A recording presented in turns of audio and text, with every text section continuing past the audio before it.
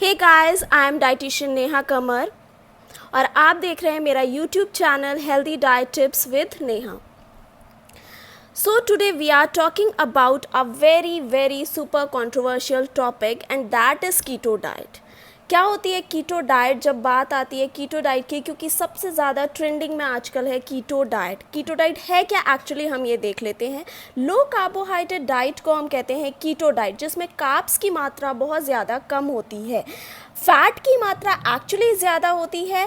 70 to 80% जो contribute होता है फैट इस डाइट से मिलता है हमें। 20 to 25% protein and 5 to 10% from carbohydrate.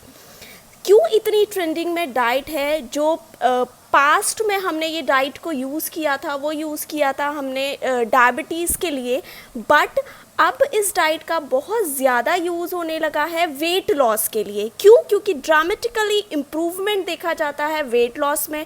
Short term improvement actually हम कह सकते हैं शॉर्ट टर्म इम्प्रूवमेंट देखते हैं हम वेट लॉस में, बट मेरे अकॉर्डिंग ये डाइट सुटेबल नहीं है। और कह सकते हैं कि ऐसी जो भी डाइट्स होती हैं जिनका मतलब हमें पूछना पड़ता है, जैसे कि जीएम डाइट क्या है, कीटो डाइट क्या है, ऐसी डाइट्स जिनका हमें एक्चुअली मतलब इतने कॉम्प्लिकेटेड वर्ड से मिलकर बनी है और हमें उसका मतलब देखना पड़ रहा है कि क्या मतलब है। हम जैसे ही नाम आता है कीटो डाइट, हम सोचते हैं कि क्या है कीटो डाइट, जीएम डाइट क्या है, जीएम डाइट। तो जिनका नेम ही हमारे लिए टफ कॉम्प्लिकेटेड होता है, वो डाइट्स जो हमारी हैं वो एक्चुअली हमारे लिए ठीक नहीं है मेरे अकॉर्डिंग।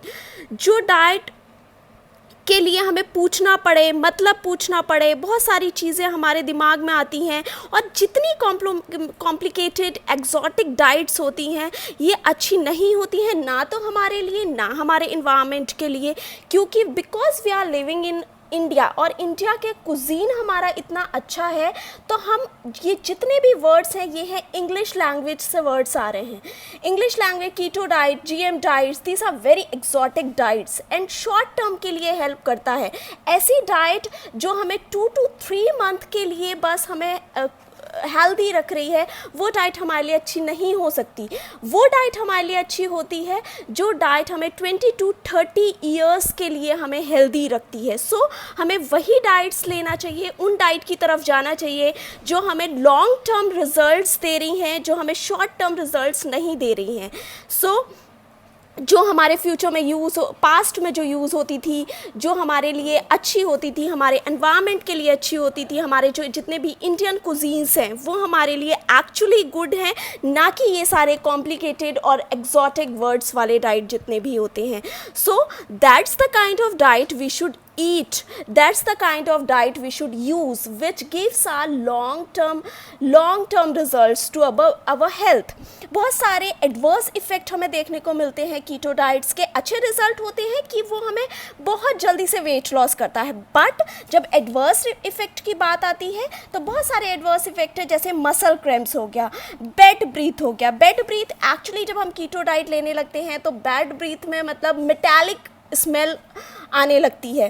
कीटो फ्लू हो गया। कीटो फ्लू एक्चुअली जब हम कीटो डाइट की तरफ जाते हैं तो 2 to 3 days और 4 days 5 days हमें हेडेक हो गया, वीकनेस हो गई, ये सारी चीज़ें देखने को मिलती हैं। लॉस ऑफ एनर्जी हो गया, बहुत ज़्यादा लॉस ऑफ एनर्जी देखने को मिलता है, क्योंकि हमारी बॉडी जो स्टोर्ड फैट है और जो हम फैट दे रहे हैं वो यूज़ करने लगती है।